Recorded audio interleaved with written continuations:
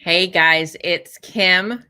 I am here. I got my zero sugar kombucha, and I have to sit real close because when I lean back here, I get like the weird light effect from the window. So anyway, welcome to the live. It is Tuesday, the 9th of January, and I'm 2 minutes late. Sorry about that. Trying to get things connected. What's going on in the world? Well, I recorded a podcast. You guys know I have a podcast, right? Keto Life Support on all the podcast places. It's on Spotify. It's on YouTube. I put it up on YouTube. It's on Apple Podcasts. It's on all the places. Anyway, my hair is doing a weird thing. Anyway, I'm here for whatever questions you might want to ask, and hopefully I can give you some good answers. Was listening to some interesting information on allulose. I talked about it in the podcast this week, but anyway, by the way, these are really good. The Hum Zero Sugar. Now, some of you freaked out about this because it says that it has like 10 grams of carbs, but they're pretty much from allulose. So I think it's a interesting transition. You can tell, like, look how I'm looking, like down my nose, that this is the squint of the not being able to read things, small print. But yeah, there's a lot of allulose syrup in here. And so talking about allulose, I will do so. I don't know why that hair is bothering me. Which is, I think allulose has been around a little bit longer than I've been aware of it, but it got really popular, or it started to get popular while I was already keto and trying low sugar things. And I was skeptical at first because I think we should all be a little bit skeptical about, new products or not yet vetted products. But there's actually been a ton of research done on allulose, and it's super interesting. One of the things that they found early on with use of allulose is that people's blood sugar went down when they used allulose. And there was a big question mark about that. Why is allulose lowering blood sugars? Now, this is in a mixed diet population, not specifically in a keto population. And what they found, they actually did experiments, and they gave people a certain amount of carbohydrate with or without allulose, and found that there was a lessened impact from those carbohydrates when allulose was consumed with those carbohydrates. And there's a paper, I think it's actually not that recent. It's like it's before 2020, maybe 2018, maybe even 2016, where they found in a rat study, anyway, not a human study, because humans don't let you dissect them. Not that the rats let you. Anyway, sad. But anyway, they found that one of the things that was happening is allulose triggers or stimulates. That's what I was looking for, the term. Increased GLP-1 activity. And GLP-1s are all the rage right now. It's not, and I'm always very skeptical. There are all these I have to lean out of the light. There are all these health influencers out there, and doctors even, who are like, hey, you don't have to take GLP-1. You have it. You make it yourself. You can do this. So I always makes me roll my eyes, like in my eyeball spaces a little bit, because the GLP-1 agonists, the drugs, have a important difference from the GLP that we naturally make. So the GLP-1 that we actually make ourselves is awesome and important for blood sugar management, for sure. But it doesn't lead to the kind of weight loss effects, obviously, that we see from the drug. Why?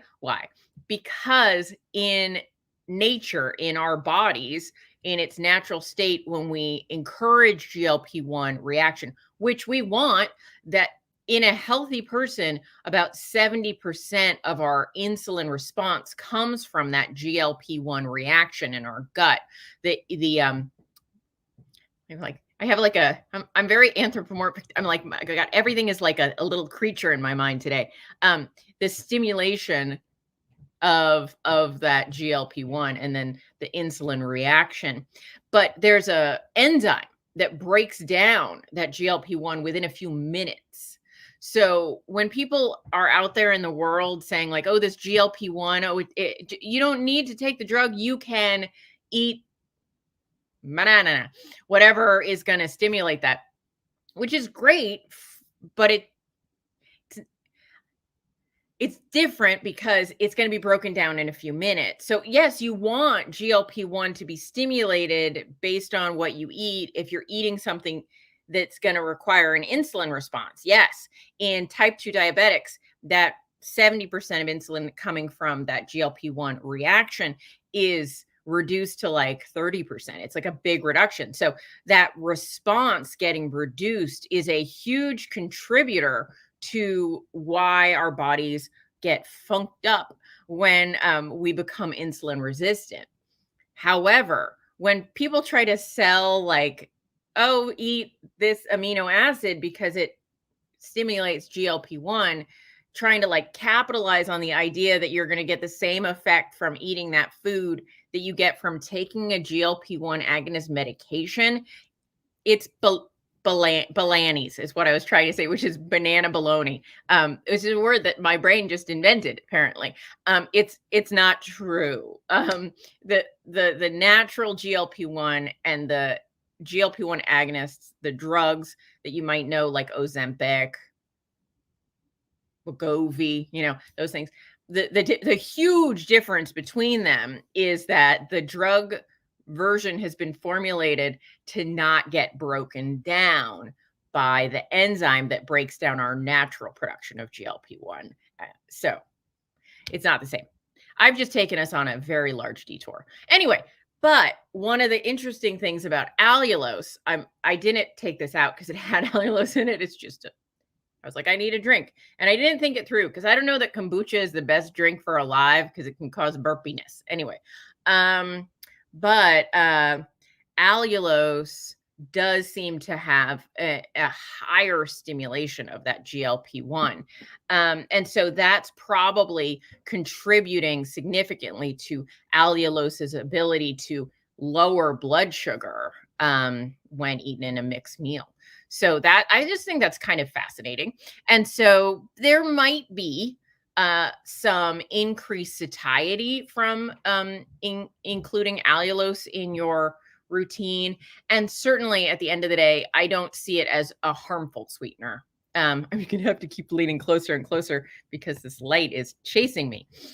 Anyway, so that is an interesting thing, learning more about that from this paper on rats. Anyway, so, but allulose at this point, I've seen there are tons of studies, and it definitely does seem, from my interpretation of everything I've read, I really do think it's probably one of the better alternative sweeteners that we can use on a keto or really any diet. And it has its pluses and minuses in terms of functionality with cooking. It's great for certain types of baking when you're looking for a cakiness. It's not good when you're not looking for cakiness. It increases that sort of like moisture content. So if you're trying to cook something you want like crunchy, which is challenging to begin with on keto, it doesn't do that. It does have a very strong Maillard reaction, that browning effect. And so that can be good or bad. It definitely needs to be taken into account because it will make your baking extra brown. And then what I love it for especially as well is that it does not recrystallize like erythritol does. And so like if you're making a custard or a lemon curd, some type of curd, or pudding, then if you use erythritol, you really run the risk when it chills. So you cook with erythritol, you heat it, it melts, but then you chill it, it recrystallizes, whereas allulose does not recrystallize. And so you maintain that silkier texture when you use something like allulose. So that's another big win on that. In terms, sorry, nose itch. In terms of, it's always like a spot, like right here, that starts to itch right when I go live. I'm sure it's some sort of anxiety reaction anyway. And I'm like right up in the camera today just to try and avoid this situation. Yeah, so that's my allulose moment. All right. So if anybody has this question, I count total carbs, but I don't count allulose carbs because they're really in my I'm like that. They really don't, in my opinion, significantly get absorbed. So there you go. All right, question, Bob. Hey, Bob, good to see you. Have I tried kefir? Yes, in my life I have tried kefir. I'll be perfectly honest. The kefirs that are more keto friendly, and they're still a little higher in carb. The kefirs that are a little keto friendly are unsweetened, and those are a little bit more intense. The ones that are sweetened are more tasty. But yeah, I think kefir can be great for your gut. I do a lot of Greek yogurt, so I'm like, well, I'm probably getting a lot of those cultures. Anyway, so but yeah, I have tried kefir. I don't know if you had a deeper question then. Have I tried it? I have tried it. Hey Joanne, hey Donna. About the allulose. Allulose also seems to be better tolerated gut-wise. I'm seeing some questions coming in here about things, so I'm answering them. But with any of the sweeteners, I would always say if it's novel to you, if it's new to you, start small and work your way up. All right. Donna says, I signed up for the upcoming course. Do we just start the course or wait until the 14th? Do we fill out any sort of form? So Donna, I'm so excited to have you. So my course is called Keto Unstuck. Keto Unstuck, we're starting on the 14th. And it's a course designed to help people get unstuck wherever their weight loss is stuck. And so I will put the links to that in the notes for the of the live. Once the live is done, I'll make sure it's there. So hold on, I could probably grab it right now and I can just pop it in here. I think I put it in an easy to grab place. Copy. Paste. I made a short link. So put it up on the screen. So bit.ly/keto unstuck. This can get you there, or it should. So there's still room in the course. I will still be taking people up until the 14th, which is Sunday. I would recommend you hop in before then if you can. It is, so to Donna's question, do we just wait until the 14th? Tomorrow, I'm going to open up a few more things. There is a lesson already in there. Not really a lesson. There's a little intake form in there. So in the course, as soon as you sign up, you should be able to access a link to a assessment where you can answer some questions to get started. So that is available now. And I will be emailing people tomorrow that are already enrolled. Just a little heads up. Hey, if you don't know what to do, go here. But yes, Alexandra, we do still have availability. We'd love to see you in the group. And it's pretty simple. We meet once a week. On Sundays at 3 p.m. Pacific, if you can't make that, that's fine. It's always recorded. We always take questions ahead of time. I can always hop on with you with other things you might need. It's a very hands-on program. We work out first, what type of stuck are you? Are you somebody that struggles to stay just on board with the program, right? Like, are you like, I am regularly deviating through the drive-through for non-keto things or for things that don't serve me on my weight loss journey? And if that's you, then you're in one type of help. And Then if it's no, I actually don't do that. I'm pretty good at being, on track, but it's not really working for me. Then you're another type and I have a different type of help for you. So whatever's going wrong, we can work on. You can be carnivore, you can be keto, you can be low carb and not even keto in the program. Any of that will work. So we can work with any of you. The only people I'm like, yeah, maybe I'm not the right fit is like if you're like, I want to be high carb vegan, say, not probably gonna work for just in terms of the advice I give. Beck asked, is there a discount for repeats? Yes. And you should have gotten an email, Beck. I'm sorry if you didn't, about that. But what you can do, Beck, is if you are a repeat customer, just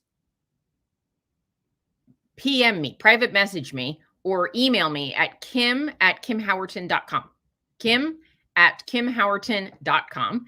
And I will email you the coupon code for someone who is repeating the program.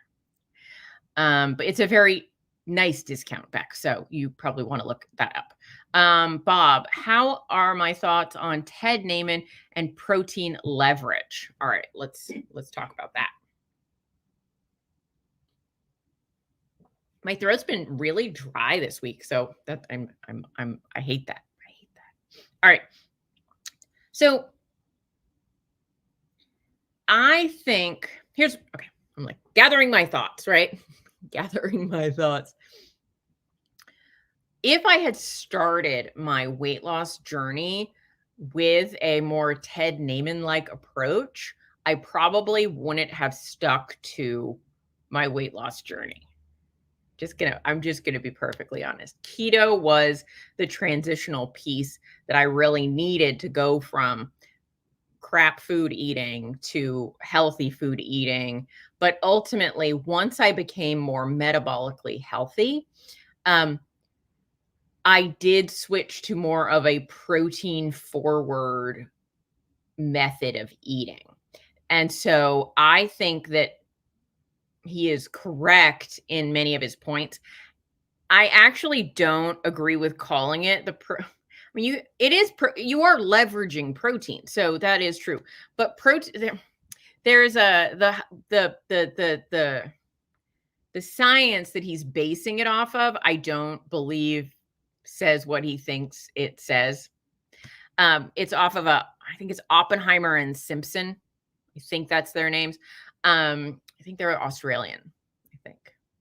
I'm probably offending them if they're from New Zealand. They're from that part of the world.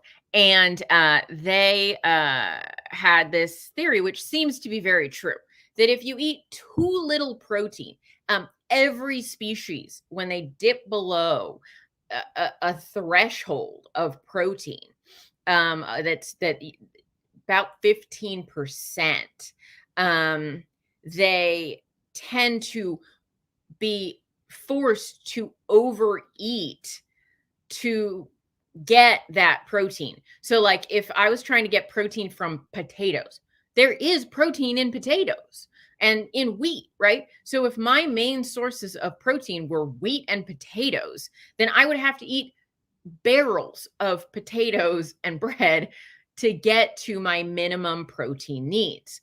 And so that's the theory that a lot of this is based on. And it seems to be well-founded science, but actually it doesn't show that that is a linear protein thing, which means like 20 is better than 15 is better than, it keeps getting better and better. Most animals seem to have a threshold, and when they hit that threshold, they're good. Whereas Ted Naiman is saying basically the more is the better to a much higher degree. But I do think that for a lot of people who are more metabolically healthy, protein is indeed very satiating. I think, unfortunately, for people that are metabolically unhealthy, often they don't find protein as satiating as a good combination of protein and fat, which to me is why keto works so well for metabolically unwell people. But then kind of, if you're like, like protein and fat on each side, as you become more metabolically healthy, you can maybe shift a little more towards higher protein and a little bit less fat as you go, and then find that satiating. So, and I do find that people, when they do that, do see increased weight loss if that is the diet that then feels more satiating to them. So I think it really depends on where you're starting from.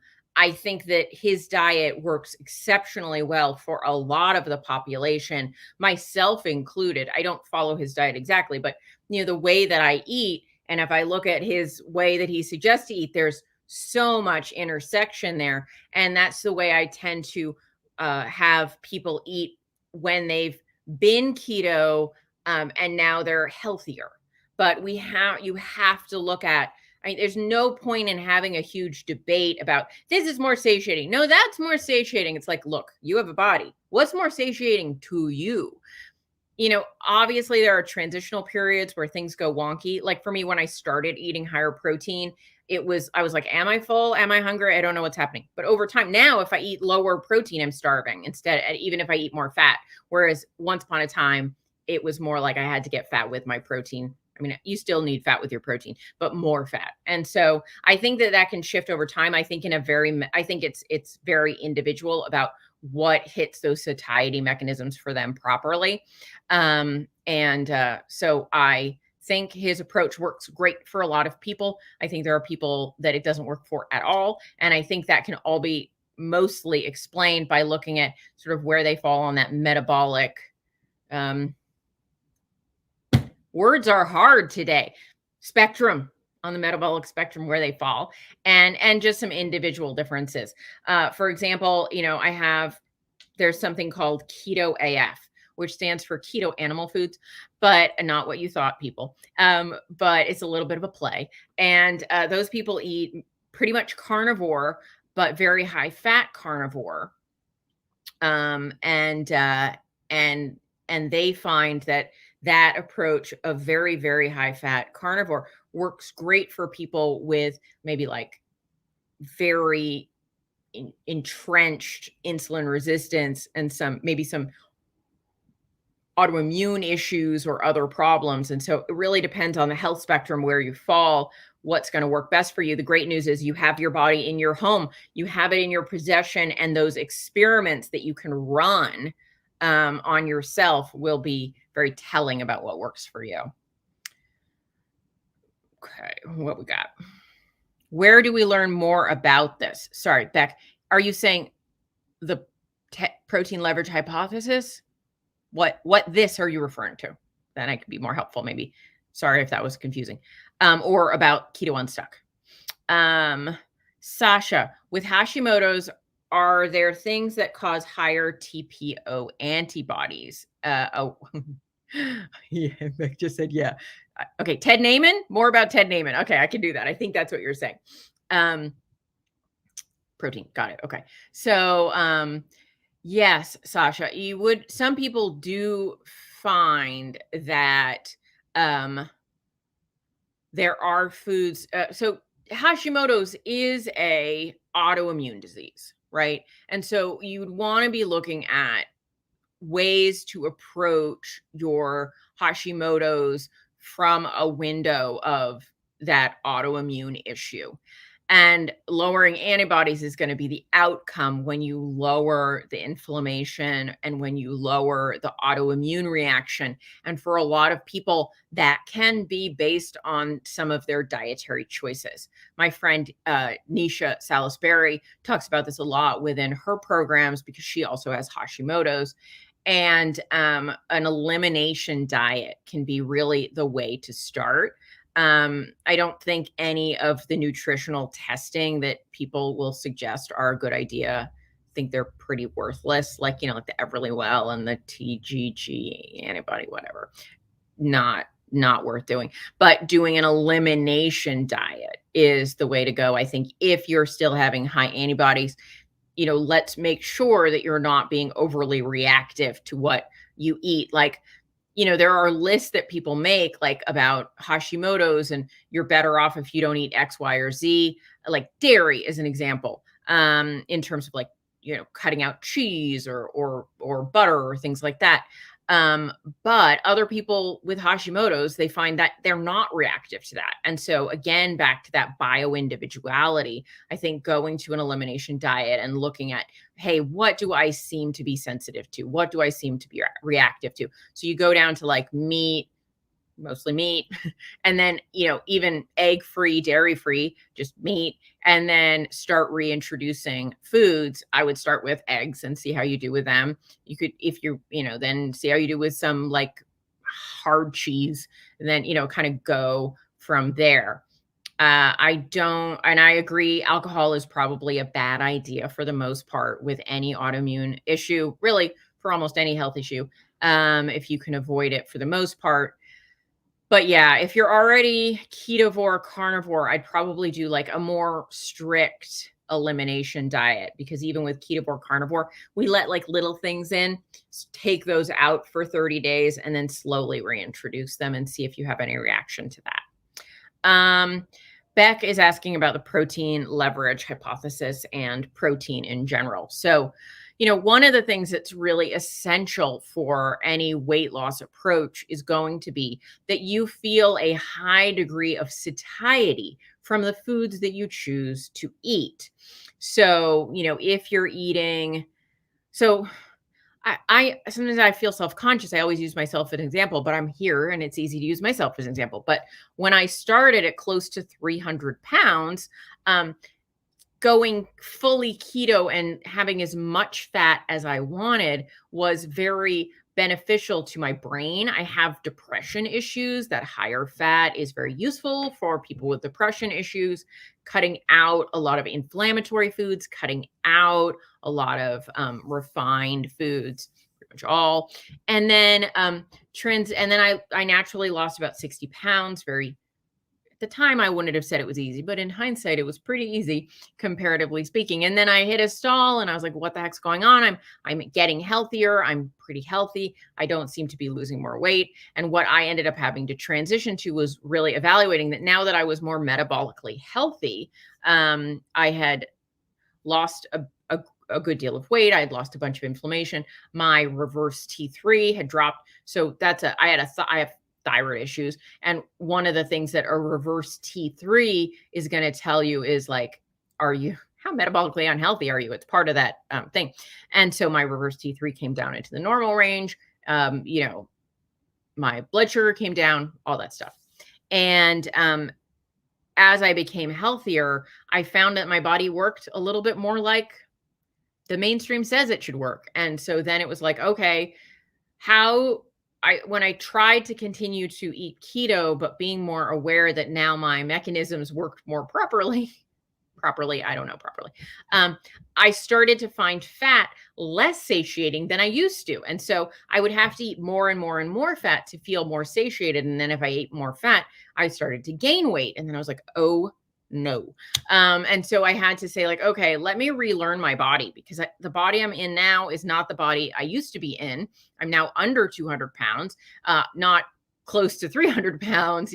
There's a big difference in how I function right now. Let me like start over and relearn what foods I really find satiating. Dr. Berry gave me a bit of a challenge during that period and said, try eating 1 gram of protein per pound of like your goal weight.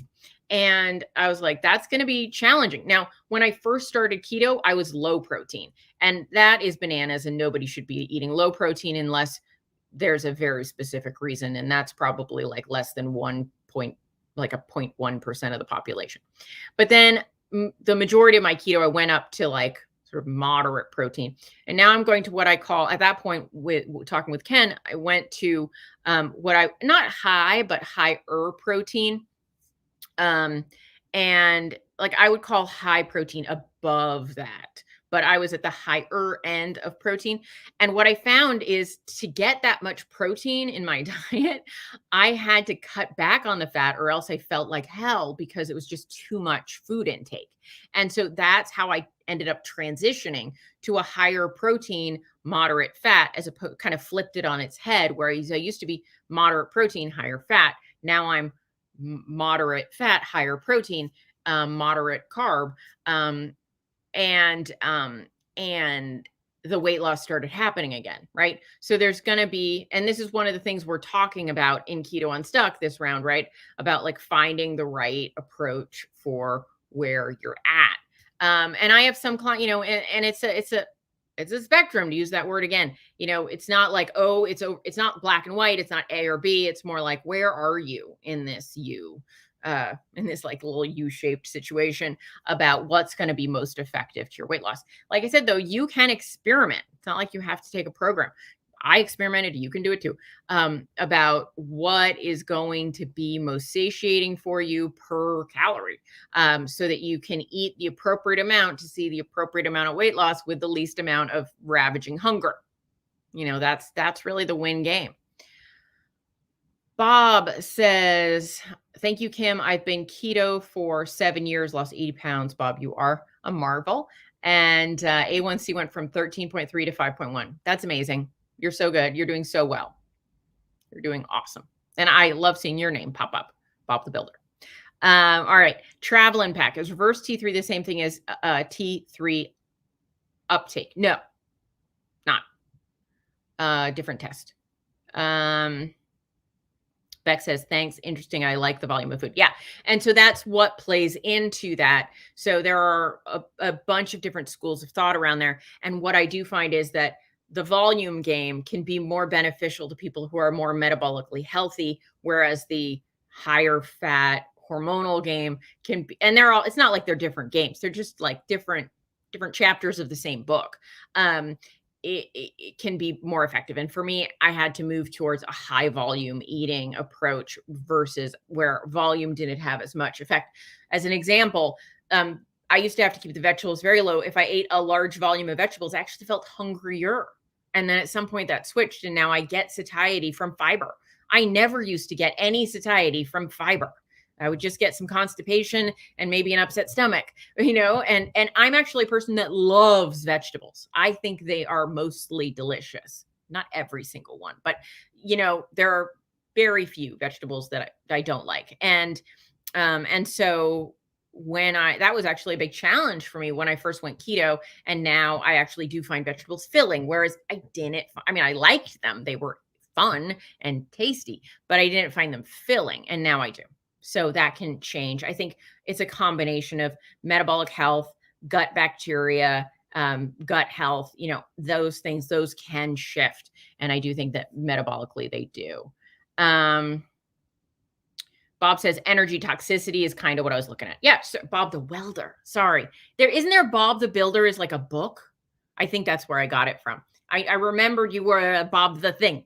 I think Bob the Builder is a children's book out of England, I think. Anyway, so oh good, my lighting is better. I can lean back. I was like, I can lean back a little more. Although now it looks like my shirt is not as low cut as it looks. Anyway, I'm always like, where is the shirt situation in this screen? Anyway, sorry. Tangent brain. I'm like squirrel. Anyway, what were we talking about? Okay, energy toxicity. So yeah, so energy. We need energy in our body, right? Why do we eat? We eat for really, I don't want to give it I'm always like 2, and then I'm like, no, 3. All right. But here are the main reasons that we eat. Nutrients. We need nutrients. We are not a plant. We can't absorb nutrients through the sun, right? We can't engage in photosynthesis like a plant. We need nutrients. We need micronutrients, vitamins and minerals, right? We need macronutrients. And the macronutrients, right? Leaving off water, we need water too. But leaving off water, we've got protein, fats, and carbs. And why do we need protein? Protein, it's a collection of amino acids that our body requires for its structure to keep muscle mass on, to rebuild bones, to add new muscle, to make enzymes, to make things, right? Hormones, all that. We need all our cells. Like every time we build a cell, we need protein for that building process. Carbs and fats, they're energy sources. Now, along with that energy source, we get micronutrients. But in terms of the macronutrient, right? Like, meat, we get protein and we get fat, but things like iron and thiamine and B12, like those come along for the ride. So we get those micronutrients in the micronutrient state, but we also have the macronutrient, macro big, micro little. And so every food, almost every food, it's rare that foods in nature are just protein, right? So protein is usually coupled with either fat or carb. And so we need protein. We put that aside. Protein in its own little category. And then over here, we've got energy, because our body needs energy. Our brain uses 20% of our calories. So just as a little thing, energy and calories, same concept. Calories are just a way that we calculate energy. So our body needs energy to function, to keep the lights on, to keep our brain running, so that we have that feeling of energy, that we can do stuff, that we're not sleeping all day, right? We need energy. That's the gas we use to run our system. And carbs and fats are the energy source. That's what keeps the lights on in ways. And so you could do all fat in terms of where you get your energy and no carbs, you'll be fine. If you did all carbs and no fat, you would struggle a bit, because you need some fat to absorb some of those micronutrients. But you could do mostly carbs and some fat as your energy source. However, that is more of a challenging energy source for those of us that are insulin resistant.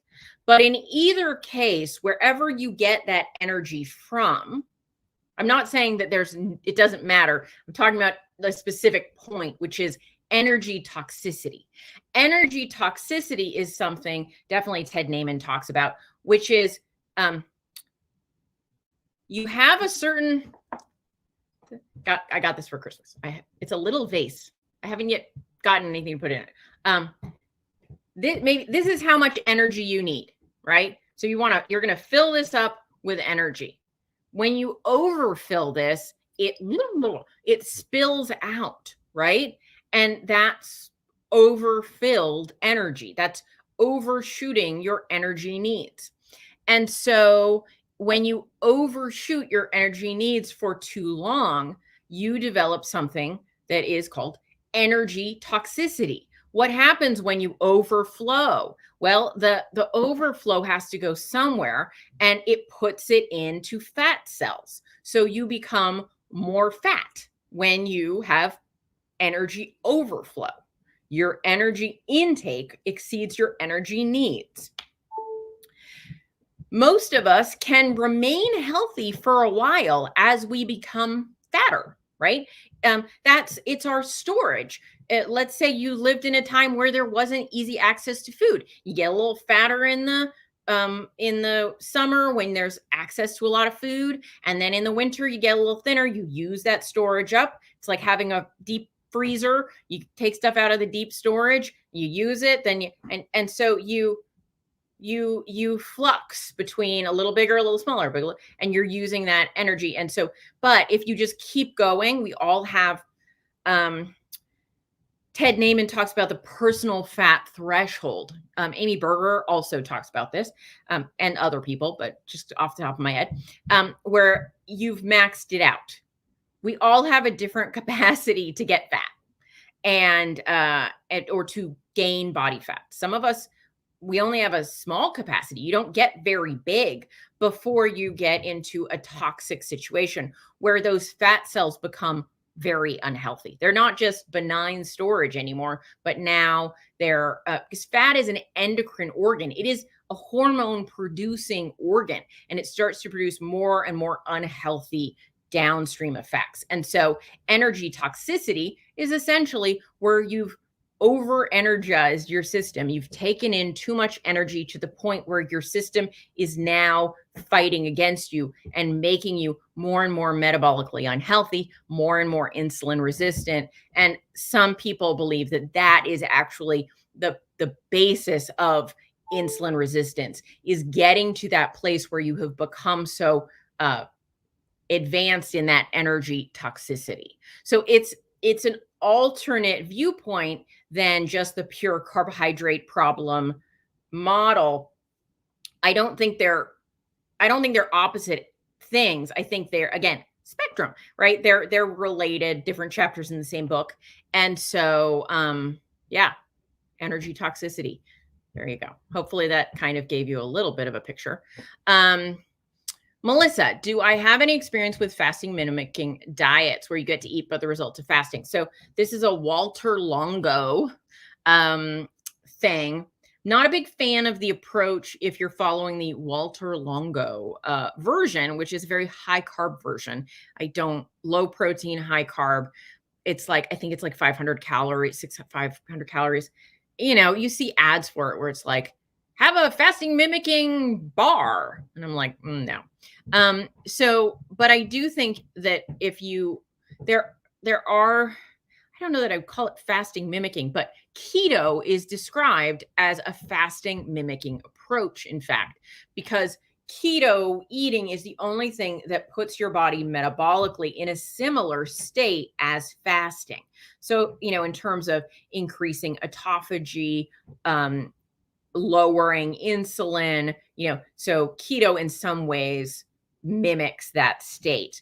But, in terms of what I think is more commercially known as these fasting mimicking diets, they're very, very very, very low calorie diets.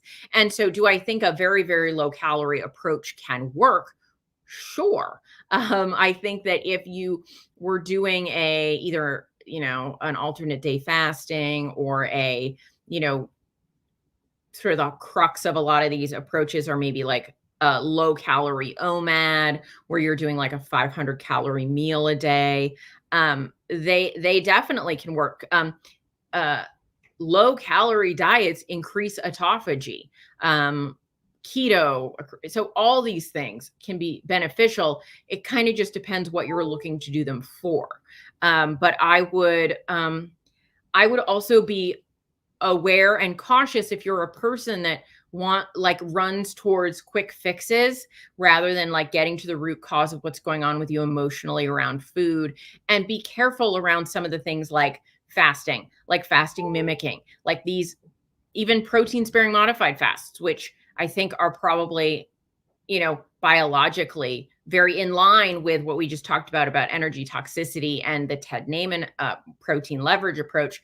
But I think ultimately, long term, what's most important for all of us that have struggled with our weight, especially if we've struggled with our weight for a long time, is fixing what's going on in here. And then the outcome being what happens to our body, what happens with our weight, what happens with our food choices. It has to be a whole person approach, not just, can I buy these bars and see what happens to my weight?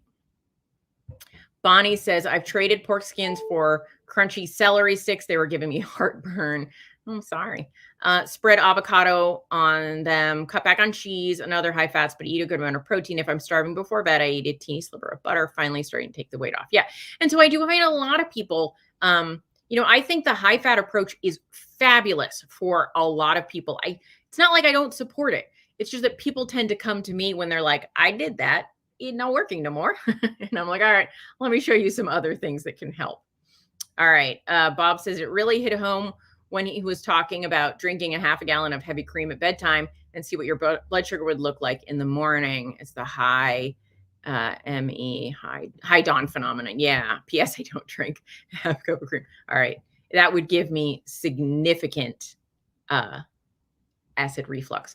Heavy cream gives me acid reflux. So not in a like whipped cream dessert situation, but if I put it in my coffee, I used to be able to do it. And then the past few years, it's like, no, I can't do it. I mean, so there are good reasons I don't do it beyond the acid reflux, but that one really stops me. I don't like acid reflux at all. Anywho, Happy New Year. Thanks, Karen and Therese. Hold on. Sippy. All right. So yeah, there's more than one way to skin that cat. And so I would say, the most overall overarching thing that I found is I think that keto saves lives. I think keto can reverse blood sugar dysregulation. I think going higher fat keto is honestly the thing that saved me. And then I think at some point, not for everyone, but if that stops being the thing that seems to be working for you, then you can look into things like Ted Naiman's energy hypothesis or a higher protein approach, and just listening to your body, listening to what works for you, and seeing those things shift. But yeah, I do think energy toxicity is a thing. And hey, Lucy. And I think that we have to look at, on an individual basis, how healthy we are and what works for us. And so there you go. No demerits for being late, Lucy. Glad to have you whenever we can. Hey, Lori. Good to see ya. So yeah, you gotta learn your body and learn what works for you. I'm doing great. So some of you might know that I've been on my own weight loss reawakening journey. 2023, well, it sucked. And I had to come to terms with some things. I had to realize that it's not all roses, and that there were still some mental places I had to address.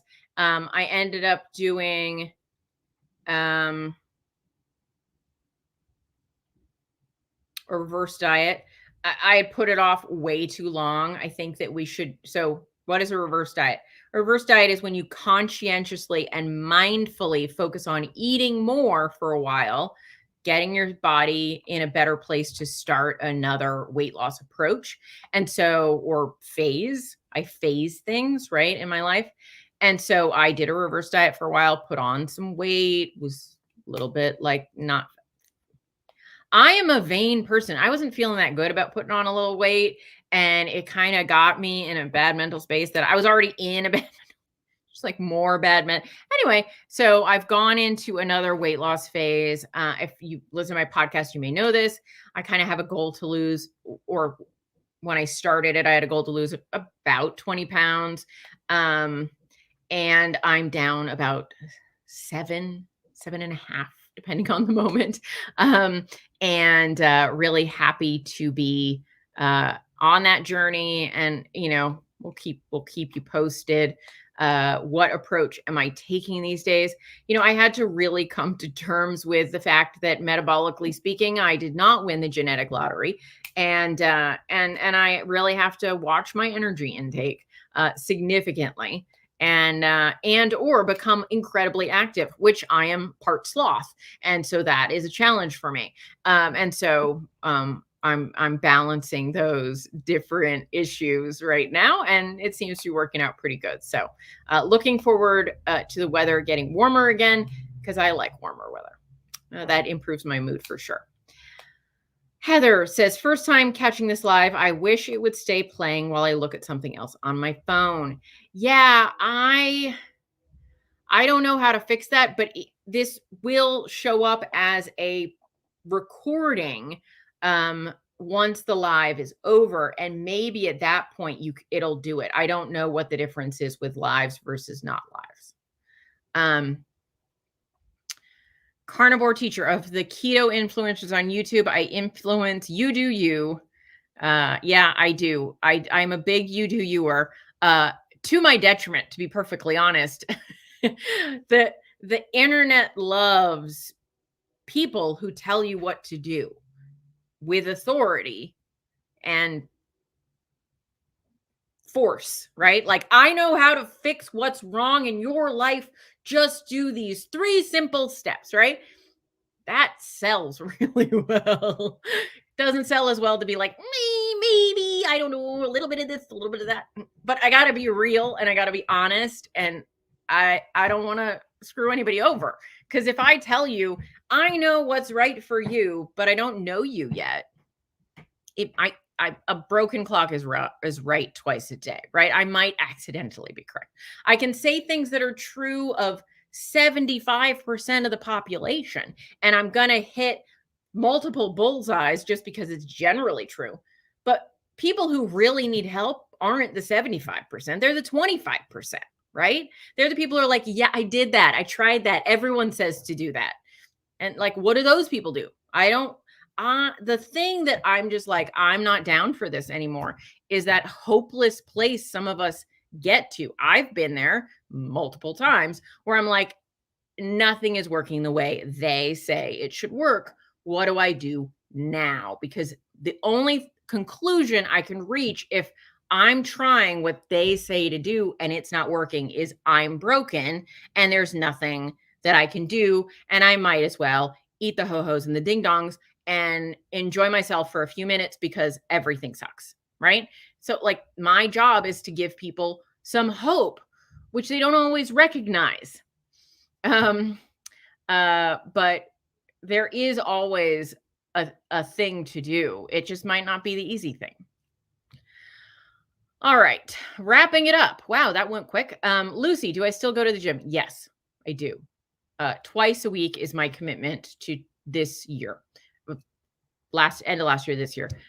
If I go 3 times, great, but I commit to twice a week for weight training sessions, and then I walk in the world when it's not raining.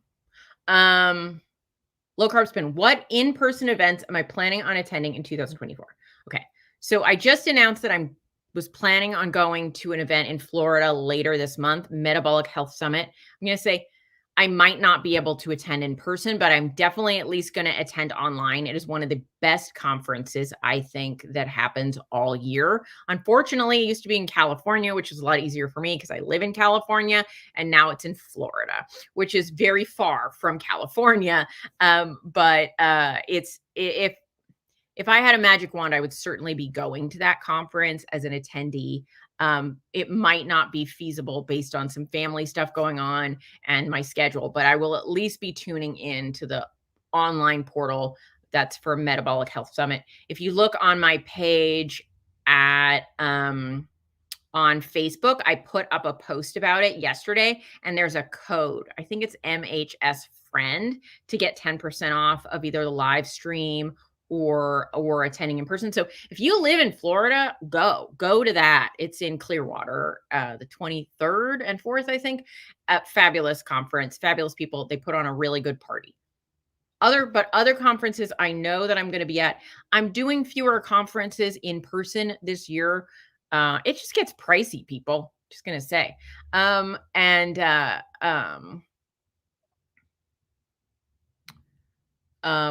was I going to say? But I'm definitely going to Dave Feldman's event in Las Vegas in March 15th and 16th. This one has not been well publicized, in my opinion, yet. So I'm going to post about it some more, but I'll put the link in the notes after the live. But Dave Feldman, if you follow him, you can go and look at his stuff, and he's on Twitter. He puts stuff on Twitter. And so Dave Feldman's event in Las Vegas is going to be a really great one. Ken Berry's going to be there. Dave Feldman obviously is going to be there. They're going to be talking about cholesterol a lot at that conference. So that's going to be helpful for a lot of people, I think. I saw lots of good names. Ben Bickman is going to be there. Anyway, I think it's going to be great. And I think, so that one, I would say if you want a chance to see me, to see Ken Berry, to see Nisha Berry, to see a lot of people, that would be a great one to go to. Other than that one, I'm not sure what else I'll be going to this year. I'm sure something will come up in the spring that maybe seems like a good idea, but I'm definitely going to do less in person. Let me find it. Hold on. Bear with me. We're wrapping up here. So if you guys get bored, you can go, but let me find the link to put in this live for you. Let's see. Cholesterol. I can't spell.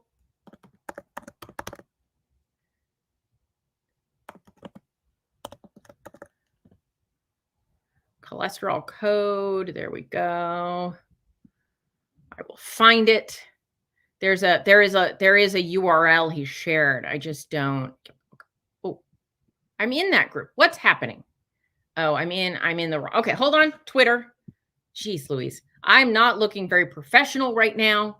Let me find it on Twitter. It's called X now, isn't it? Hold on. Dave. There you are. Okay. Found it. That was quicker. COSCI.org. COSCI.org. Put it in here. COSCI.org.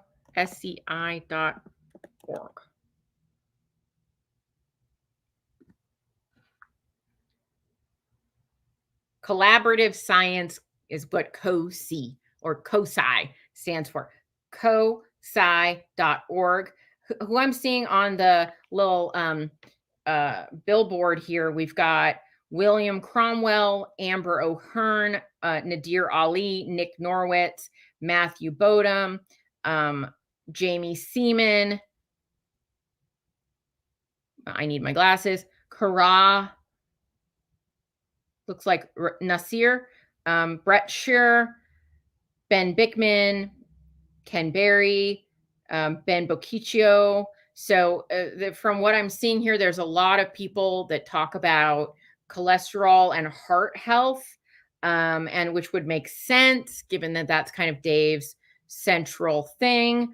But I know one of the things that he is talking about, Dave, is the tickets are tiered. There's a really cheap ticket price. I think it's like $25, but then you can pay more to get more levels of entry. So, but that I will definitely be going to that one. And so if you want to meet me in person in Vegas, that's the one. There's a different Vegas conference. Don't go to that one.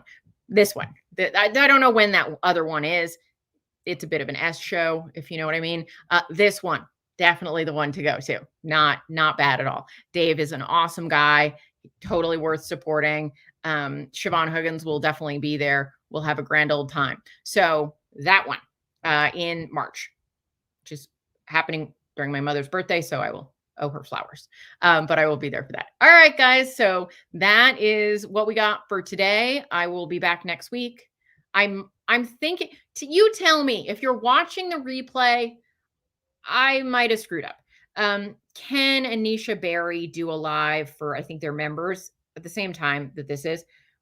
Would it work for you if I move this an hour earlier? I can't move it later anymore. I used to have an hour later, but I could go to 3 p.m. Pacific time instead of 4. If that would work better, put a comment in for me on YouTube or Facebook, wherever you're watching this, and let me know what you'd prefer. And if you have things you want me to talk about next week, I'll talk about them. So I hope that was helpful for you. I enjoyed myself, and I will see you then.